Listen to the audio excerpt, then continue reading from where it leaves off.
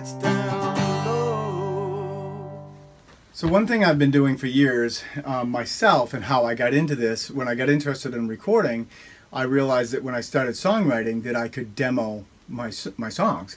And initially I started out with the reel-to-reel machines, and they're actually over here kind of collecting some books right now and some dust. But they still work, believe it or not. And one of those machines, they're made by Fostex, and one machine, the machine to the right, is an 8-track reel-to-reel. And then the machine to the left was what we called the mix-down deck, and that was the stereo 2-track reel-to-reel that I used to use. And when I started writing songs, one of the things that I would do was I would lay down, we talked about what do you record first. Well, it was really hard because I was just learning how to play along to other things that I had done, and to make it sound like a band, which is really hard. But I was so influenced by Pete Townsend and the stuff he was doing in the studio, and I'd hear his demos and I realized it was just him. He was playing the drums, he was playing the bass, and he did that all with tape stock as well. And I think, well, I can do this. How hard could it be? So I started, and of course, how humbling could it be as I started playing stuff back and realized, well, wait a second. I didn't know the song as well as I could. I was going to a different part of the song when I should have been going to, you know, the guitar solo. I was going to the bridge or the verse. So over years, I've become hopefully a little bit better at doing that. And one of the things I was doing earlier today was working on a new song, which hopefully will be on an album that'll be coming out within the next year or so. And I initially started playing a scratch track of the idea of the song. And then once I did that, then I started layering some other things over it. And so one of the things I was doing today was I was actually recording the drums. And we come over here, and I was using my 68 Ludwig. And in this drum miking setup that I did, it's just real basic. I could do this on an album, or it's definitely great for just the demos.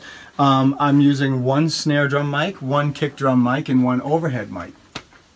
So just those 3 microphones. So that's the only thing that I ended up using to record these drums, and then that's what I'll be using on this demo. And again, I had laid down the backing track beforehand, so I was playing drums to something that I had done, and that was all being done to a click track.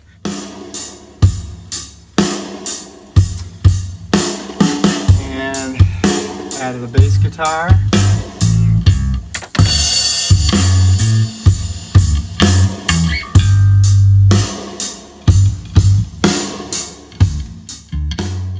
Audio engineers that have influenced me, one of the biggest ones I would have to say is Jeff Emmerich. And this is his book right here, here, there, and everywhere. There's the proof of the pudding. There's Jeff Emmerich's signature right there. So he was at a book signing in New York when this first came out. Anyways, a must read for any up-and-coming audio engineer. The other audio engineer that I had that comes to mind that's a big influence is Glyn Johns.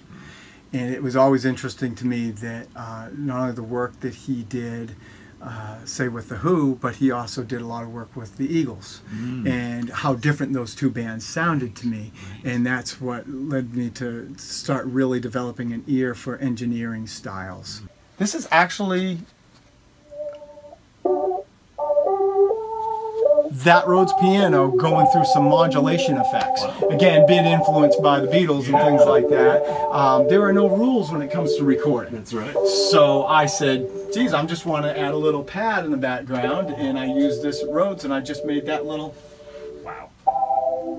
And then when you mix it in with everything,